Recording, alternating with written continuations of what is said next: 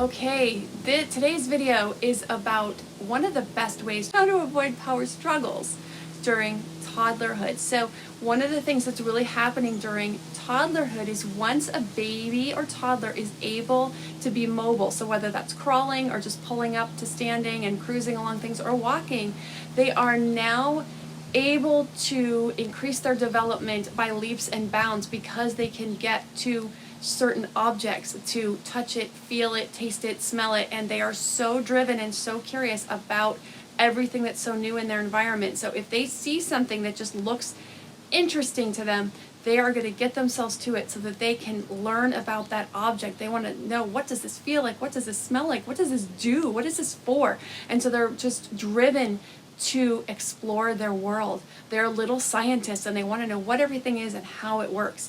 And so one of the things that we can do during toddlerhood to decrease the power struggles over them getting into things that they're not supposed to, that are dangerous, that could hurt them, is to toddler proof the house. It is one of the easiest ways to allow them to explore their world, to be curious without us constantly having to go over and redirect and stop what we're doing. It's frustrating for us, it's frustrating for them.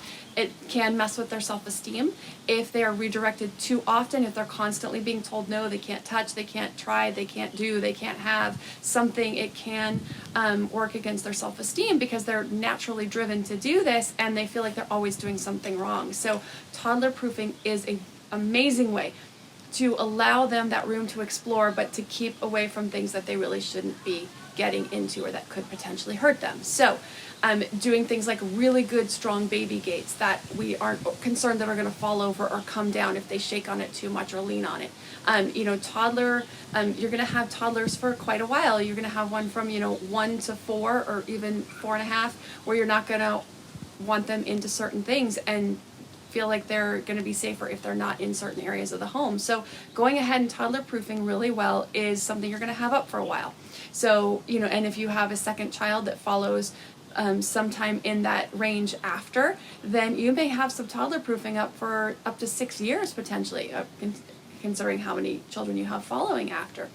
So toddler proofing things really well, getting the good stuff. So like the plugs in the walls, those little flimsy ones that you can just kind of pop out with your fingernails, they're going to discover how to pull those out. And so there's some really good ones if there are some outlets in the house that they're really drawn to or that are in their room, but you need things plugged in. There's some great ones that actually hook right into the wall, the plate that hooks over the wall socket, and you can have things plugged in and coming out of the socket, but it's all covered completely, so they're not going over and pulling things out of the wall. They know that, I can just pull this fan out of the wall and then the outlet is exposed. So go with the good stuff, go with the high-end stuff, make sure everything is well toddler proof so you are not worried or concerned about your toddler being able to get to things that are dangerous, potentially dangerous for him or her.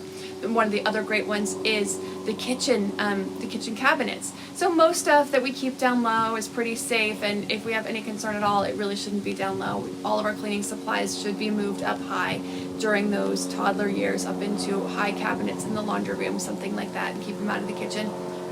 But if they're getting into pots and pans, they're making a mess and they're banging and making noise, and we want to redirect them, we don't want them in that, getting some really good cabinet locks like the magnet locks are excellent for that, because they can't get into them. But when you want them, or you want to allow them to go ahead and explore the pots and pans, you can actually leave it so that it is available to be open and unlocked. So that is something that you can regulate when they can get in and when they can't.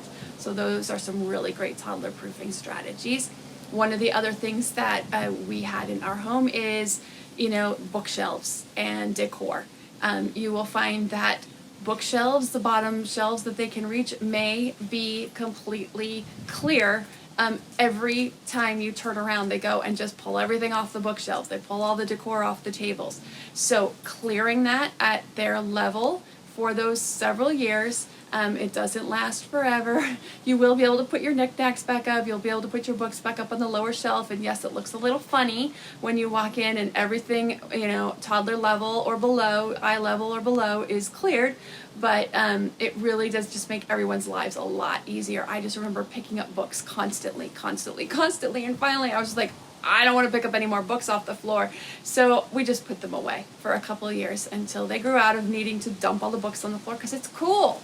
You pull them out and they drop to the floor. You pull it out and it drops to the floor. They're discovering gravity. So if that's a real trouble area for you and you find that they're repeatedly going back to something to get into it that you don't want them in, even if it's not necessarily dangerous, put it up higher, put it away. That will save you a lot of stress and frustration in those toddler years. If you want to know more about ways to avoid power struggles during toddlerhood, great classes on the website, Your Developing Toddler, discipline tools for toddlers, in particular distraction redirection. I talk about all the different discipline tools that you can use instead of distraction redirection, because that's one we don't want to use a lot. So that's a really good class. I know I'm getting off on a different subject, but just to cover it quickly, distraction redirection is something that we can use from time to time, but something we don't want to use regularly, and I talk about that in that class, why. But all the other options, and one of those is toddler proofing, and I go deep into detail about all the areas of toddler proof and why and how, and even how to get some professionals to come in and help you toddler proof. I cover that in that class on the website at yourvillageonline.com.